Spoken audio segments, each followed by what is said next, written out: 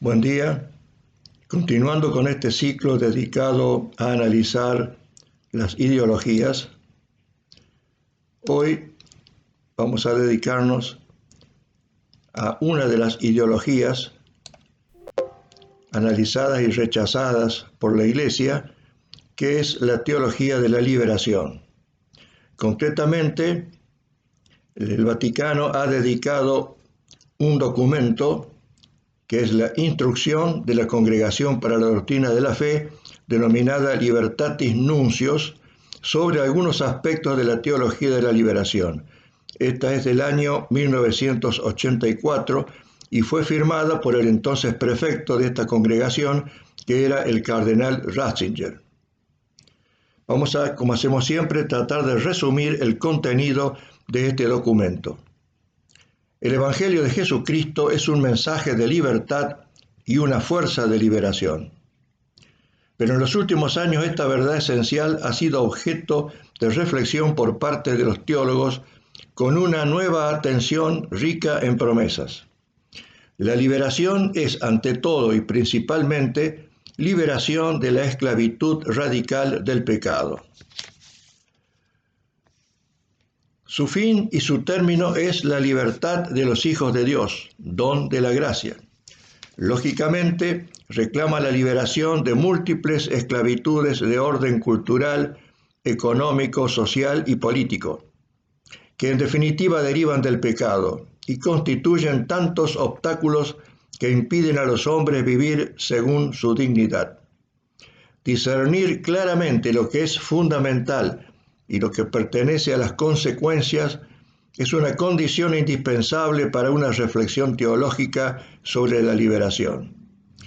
En efecto, ante la urgencia de los problemas, algunos se sienten tentados a poner el acento de modo unilateral sobre la liberación de las esclavitudes de orden temporal y terrenal, de tal manera que parecen hacer pasar a un segundo plano la liberación del pecado, y por eso no se le atribuye prácticamente la importancia primaria que le corresponde. La presentación que proponen de los problemas resulta así confusa y ambigua. Además, con la intención de adquirir un conocimiento más exacto de las causas de las esclavitudes que quieren suprimir, se sirven, sin suficiente precaución crítica, de instrumentos de pensamiento que es difícil e incluso imposible de purificar, de una inspiración ideológica incompatible con la fe cristiana y con las exigencias éticas que de ella derivan. La presente instrucción tiene un fin preciso y limitado: atraer la atención de los pastores, de los teólogos y de todos los fieles sobre las desviaciones y los riesgos de desviación ruinosos para la fe y para la vida cristiana, que implican ciertas formas de teología de la liberación que recurren de modo insuficientemente crítico a conceptos tomados de diversas corrientes del pensamiento marxista. Esta llamada de atención de ninguna manera debe interpretarse como una desautorización de todos aquellos que quieren responder generosamente y con auténtico espíritu evangélico a la opción preferencial por los pobres. De ninguna manera podrá servir de pretexto para quienes se atrincheran en una actitud de neutralidad y de indiferencia ante los trágicos y urgentes problemas de la miseria y de la injusticia. Al contrario, obedece a la certeza de que las graves desviaciones ideológicas que señala conducen inevitablemente a traicionar la causa de los pobres. Hoy, más que nunca, es necesario que la fe de numerosos cristianos sea iluminada y que éstos estén resueltos a vivir la vida cristiana integralmente, comprometiéndose en la lucha por la justicia, la libertad y la dignidad humana, por amor a sus hermanos desheredados, oprimidos o perseguidos.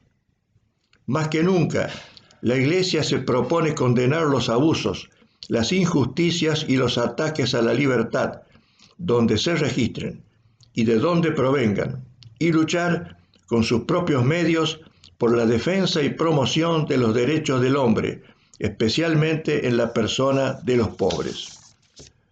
Ya no se ignora, aún en los sectores todavía analfabetos de la población, que gracias al prodigioso desarrollo de las ciencias y de las técnicas, la humanidad en constante crecimiento demográfico sería capaz de asegurar a cada ser humano el mínimo de los bienes requeridos por su dignidad de persona humana.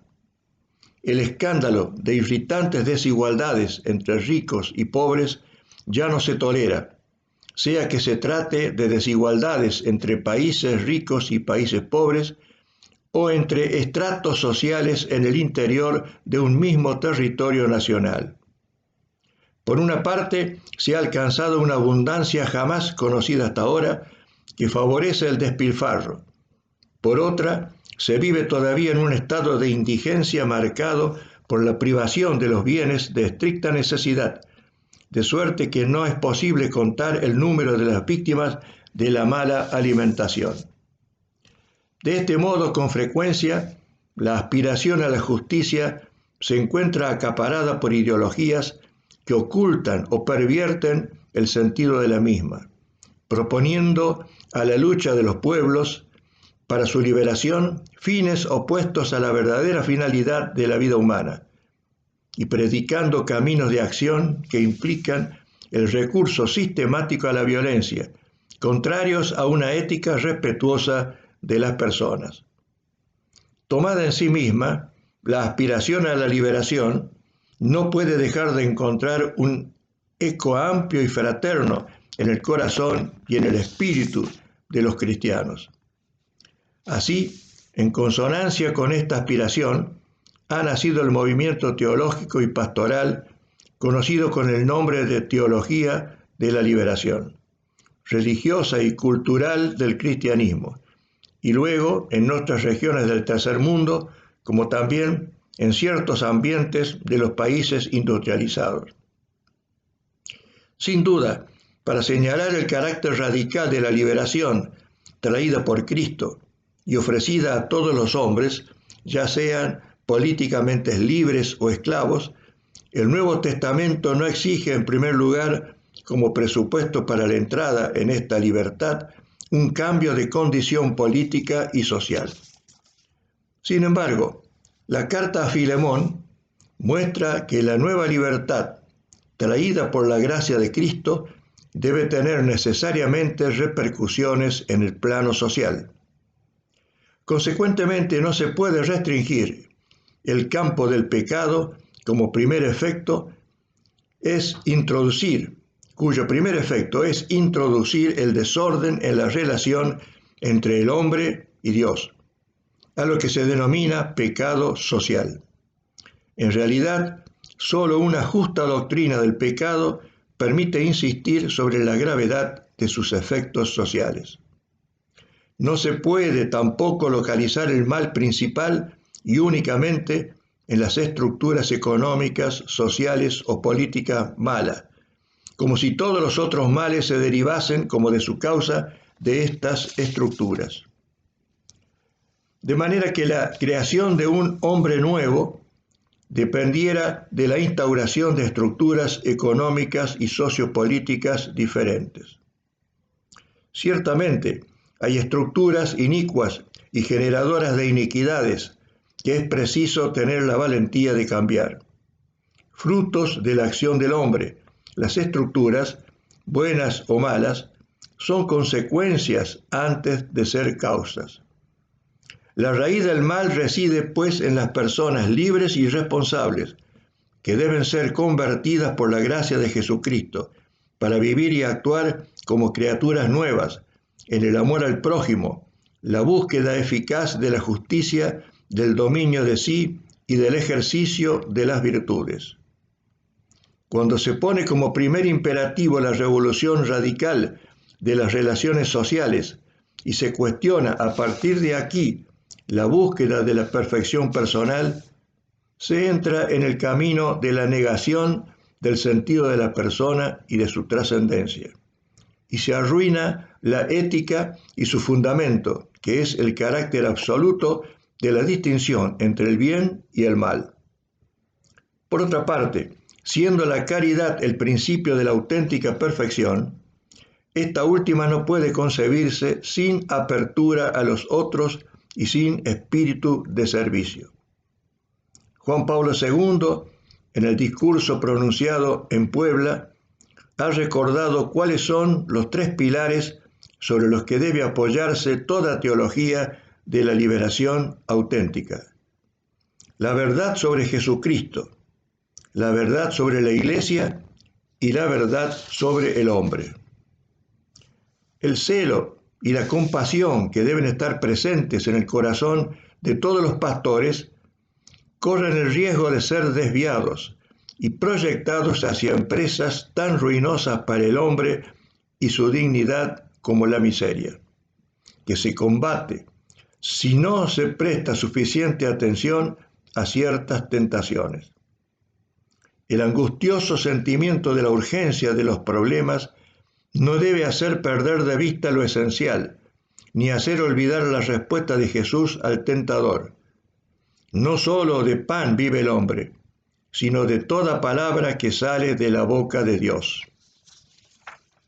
Así, ante la urgencia de compartir el pan, algunos se ven tentados a poner entre paréntesis y a dejar para el mañana la evangelización. En primer lugar, el pan, la palabra para más tarde. Es un error mortal el separar ambas cosas hasta oponerlas entre sí. Desde un punto de vista descriptivo, conviene hablar de las teologías de la liberación, ya que la expresión encubre posiciones teológicas y a veces también ideológicas, no solamente diferentes, sino también a menudo incompatibles entre sí. El presente documento solo tratará de las producciones de la corriente del pensamiento que, bajo el nombre de teología de la liberación, proponen una interpretación innovadora del contenido de la fe y de la existencia cristiana que se aparta gravemente de la fe de la Iglesia, aún más, que constituye la negación práctica de la misma. Préstamos no criticados de la ideología marxista y el recurso a la tesis de una hermenéutica bíblica denominada por el racionalismo son la raíz de la nueva interpretación, que viene a corromper lo que tenía de auténtico el generoso compromiso inicial a favor de los pobres.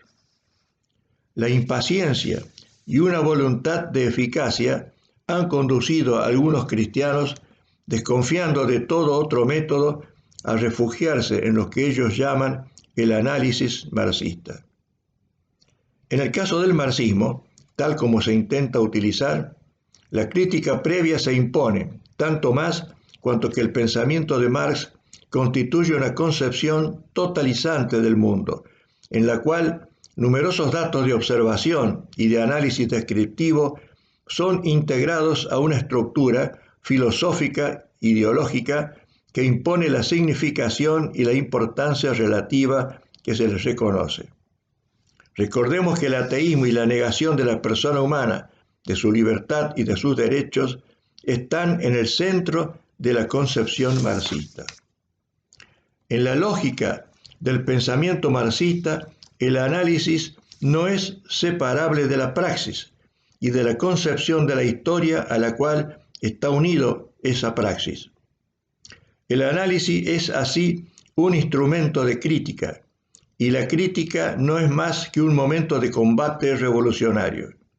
Este combate es el de la clase del proletariado investido de su misión histórica. Baste recordar una frase de este documento que distingue precisamente a la teología de la liberación de la enseñanza de la Iglesia. En la doctrina social de la Iglesia es rechazada con desdén. Se dice que procede de la ilusión de un posible compromiso propio de las clases medias que no tienen destino histórico. Hasta aquí este breve análisis de un tema importante que todavía aflige en muchos lugares a los fieles católicos. Y también debemos agregar que muchos han considerado que después de este documento apareció otro que de alguna manera lo corrigió o atenuó sus críticas. Nos referimos a otro documento de la misma congregación de la fe, llamado Libertatis Conscientia, 2 años después, o sea, en 1986.